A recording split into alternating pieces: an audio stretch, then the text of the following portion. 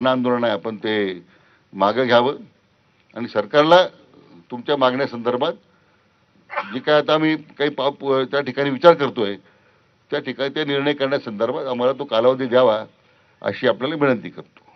पुन्हा एकदा त्यांचा आणि तुमच्या सर्व सहकाऱ्यांना मी मनापासून धन्यवाद देतो.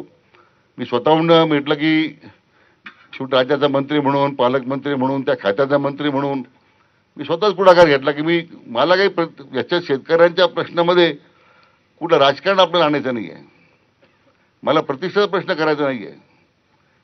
सकाळी मी गणोरेला सांगितलं की माझी खासदार लंकेबरोबर चर्चा करण्याची माझी तयारी आहे. शेवटी त्यांची भूमिका शेतकऱ्यांचे प्रश्न सुटले पाहिजे म्हणून त्यांची भूमिका आहे. आमची तीच भूमिका आहे. त्यामुळं याच्यात काही विपरस्त काही करण्याचं काही कारण नाही आहे. म्हणून मी स्वतःहूनच त्या प्रकारची भूमिका घेतली.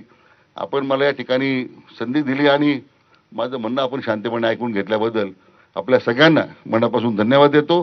पुन्हा एकदा खासदार महोदयांना आणि त्यांच्या सर्व सहकार्याने विनंती करतो की आपण हे धरणं आंदोलन आपण मागे घ्यावं. धन्यवाद. जय हिंद, जय महाराष्ट्र. घाटकोपर होर्डिंग प्रकरणी निलंबित अधिकारी